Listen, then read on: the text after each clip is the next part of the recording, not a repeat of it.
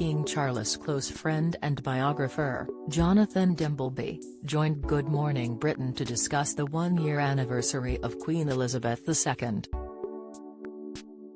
He was asked by Kate Garraway and Ben Shepherd how he thought King Charles would feel after a year on the throne.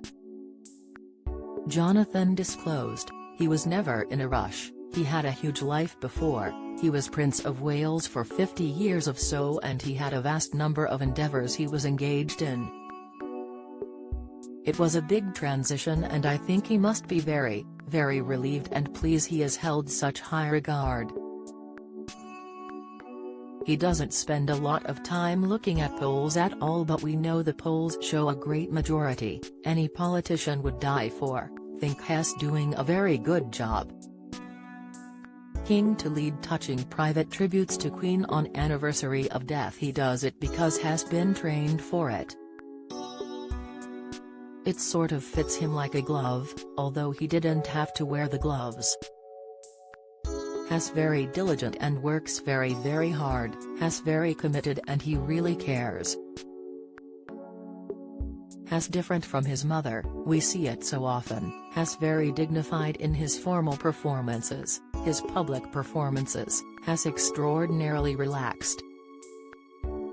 Has not serene like she was, has more, has a different generation and I think people are aware of that. Don't miss.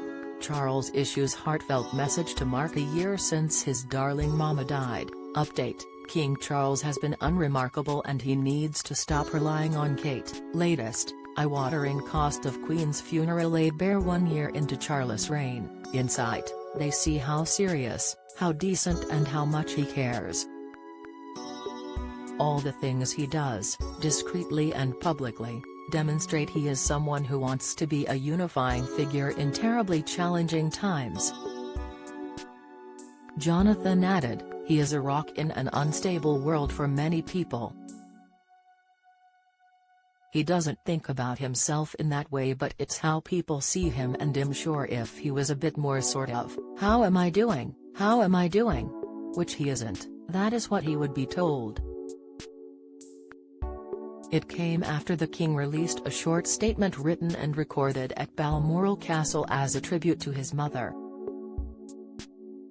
He said, "In marking the first anniversary of Her late Majesty's death and my accession, we recall with great affection her long life, devoted service and all she meant to so many of us.